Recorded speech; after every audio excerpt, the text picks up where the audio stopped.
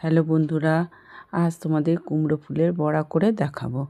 যে কুমড়ো ফুলগুলোকে ভালো করে ধুয়ে জলে রেখে দিয়েছি দেখো।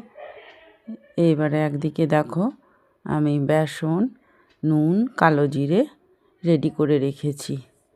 আর খাবার সোডা দিই না, কেন খাবার সোডা খেলে একটুখানি গ্যাস হয়, তাই আমি খাবার সোডা দিই না।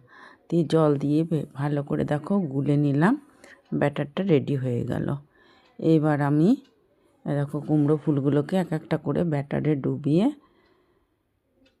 তেল গরম হয়ে গেছে তাতে ছেড়ে দিয়েছি। এবারে এক পিঠটা ভাজা হলে আর এক পিঠটাকে আমি উল্টে লাল লাল করে ভেজে নিলাম। এই যে দেখো এমনি করে কুমড়ো ফুলের বড়া আমার রেডি। ভীষণ ভাল লাগে কুমড়ো ফুলের বড়া খেতে। কেমন হয়েছে বন্ধুরা বলবে।